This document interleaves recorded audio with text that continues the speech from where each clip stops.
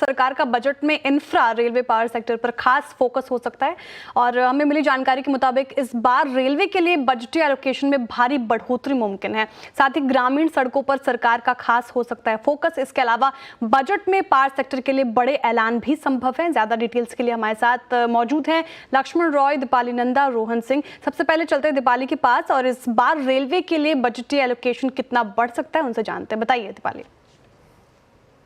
जो बिल्कुल श्रेया, इस बार के बजट की बात की जाए तो रेलवे के हिसाब से बड़ी घोषणाएं हमें देखने को मिल सकती है। खासतौर पर सबसे पहले अगर बजट एलोकेशन की बात करें तो सोर्सेज से हमें जो एक्सक्लूसिव जानकारी मिल रही है उसके मुताबिक 15% से ज्यादा पिछले जो केपेक्स था, पूरा जो आउटले था, उसके मुकाबले 15% ज्यादा एलोकेशन इस बार के बजट में रेलवे के लिए देखने को मिल सकता है। जो वित्त मंत्री का फोकस हो सकता है वो जाहिर तौर पर दो चीजों पर रहेगा। पहला रहेगा रेलवे सेफ्टी और दूसरा जो फोकस एरिया रहेगा वित्त मंत्री का वो होगा रेलवे मॉडर्नाइजेशन। अगर रेलवे सेफ्टी की बात करें तो उसके अंदर मुख्य तौर पर रेलवे का टारगेट है कि जल्द से जल्द ज्यादातर एक्सपेंशन किया जाए कवच का।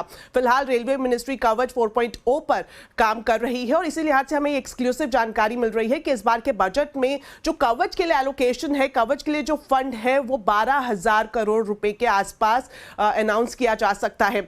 और अभी की अगर हम बात करें तो काफी धीमी गति इसकी दिखाई दे रही है, लेकिन अब एलोकेशन के बाद ये उम्मीद की जा रही है कि और नई कंपनियां रेलवे के साथ जुड़ेंगी और जो कवच इंस्टॉलेशन का काम है, उसकी मैन्युफैक्चरिंग का काम है, वो हमें रफ्तार पकड़ता हुआ दिखाई देगा। इसके अलावा अगर हम रेलवे मॉडर्नाइजेशन की बात करें तो इसमें जो सबसे बड़ा एरिया है वो है रोलिंग स्टॉक का। सूत्रों से हमें जानकारी मिल रही है कि इस बार जो रोलिंग स्टॉक के लिए एलोकेशन है वो भी बढ़ता हुआ दिखाई देगा। पिछली बार करीब 54,000 करोड़ रुपए इसके लिए रखे गए थे। रोलिंग स्टॉक में खास तौर पर मॉडर्नाइजेशन पर फोकस है और हम देख रहे हैं जिस तरह से हमारे गेस्ट राजेश जी भी इस बात का जिक्र कर रहे थे कि वंदे भारत के रोल आउट को लेकर जो सरकार है काफी उत्साहित है। और हमें ये जानकारी मिल रही है कि इस बार के बजट में जो स्लीपर वंदे भारत है और जो अभी वंदे भारत चल रही है उसको लेकर और साथ ही साथ जो अमृत भारत ट्रेनें हैं उनके रोल आउट और एक्सपेंशन को लेकर भी बड़ी घोषणा इस वक्त आने वाले बजट में देखने को मिल सकती है।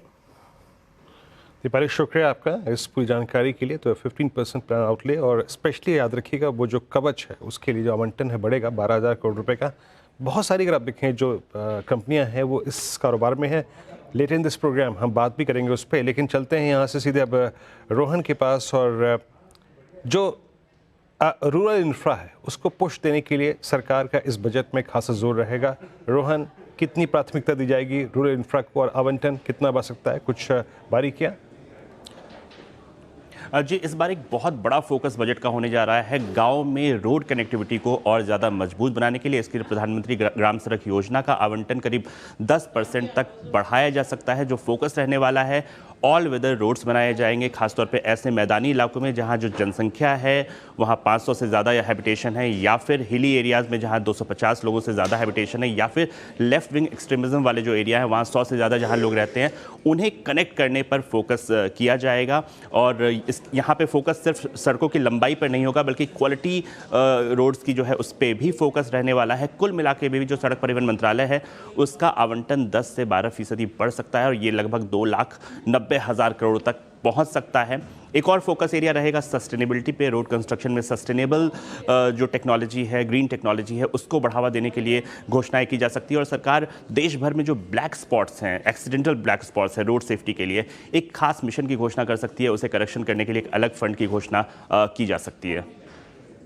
शुक्रिया रोहन तमाम जानकारी के लिए। तो रूरल रिफॉर्म्स पर खासा जोर रहेगा सरकार का, साथ ही ग्रीन यानी सस्टेनेबल डेवलपमेंट पर भी सरकार फोकस बढ़ाएगी, साथ ही रोड सेफ्टी को लेकर भी कुछ अहम कदम उठाए जा सकते हैं। अब लक्ष्मण जी के पास चलते हैं। बजट में बड़े पावर सेक्टर रिफॉर्म्स हो सकते हैं, वो बताने के लिए हमारे साथ जुड़े हुए लक्ष्मण जी, बताइए। देखिए, मुझे जो सूत्रों से जानकारी मिली है उसके मुताबिक इस बार का बजट काफ़ी पावरफुल रहने वाला है। पावरफुल इस मायने में कि पावर सेक्टर से जुड़े हुए कई सारे ऐलान देखने को आपको मिल सकते हैं। इसमें एक सबसे महत्वपूर्ण ऐलान हो सकता है कि नई नेशनल इलेक्ट्रिसिटी पॉलिसी का ऐलान वित्त मंत्री कर सकती हैं। इस नई नेशनल इलेक्ट्रिसिटी पॉलिसी में अगले 5 साल का एक रोड मैप होगा कि आखिर किस तरह की बिजली की ज़रूरतें पड़ने वाली है, इंस्टॉल्ड कैपेसिटी कितनी होनी चाहिए, उसके लिए कितने पैसे की ज़रूरत है, और सबसे बड़ी बात न्यू और रिन्यूएबल एनर्जी को कैसे बढ़ावा देना है, इस पर फोकस होगा। रिन्यूएबल एनर्जी और ट्रेडिशनल एनर्जी के बीच में कैसे बैलेंस बैठाया जाए ताकि एनर्जी सिक्योरिटी बनी रहे, इस पर भी फोकस रहने वाला है।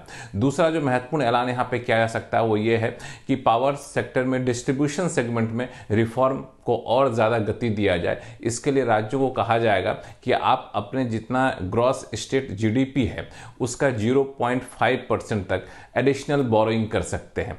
इस बात की छूट राज्यों को थी, लेकिन ये छूट 31 मार्च को खत्म हो रही है, तो इस छूट को और आगे बढ़ा सकती है सरकार। अगर राज्य पावर डिस्ट्रीब्यूशन सेक्टर में रिफॉर्म करते हैं तो उनको एक्स्ट्रा बोरोइंग की छूट मिल जाएगी। तो ये भी एक डिस्ट्रीब्यूशन सेक्टर में रिफॉर्म की तरफ बड़ा कदम हो सकता है। तो इस पर काफ़ी विचार किया जा रहा है और शायद इसका ऐलान आपको देखने को मिले। लक्ष्मण जी शुक्रिया इस पूरी जानकारी के लिए। तो यहाँ पे हमने 3 पर्सपेक्टिव से बात करी, रेलवे, उसके बाद रूरल इंफ्रा और तीसरा है विद्युत, बिजली, पावर सेक्टर। बहुत बहुत शुक्रिया। तो ये महत्वपूर्ण रेलवे और पावर और रूरल इंफ्रा पर खबर थी, लेकिन इस बीच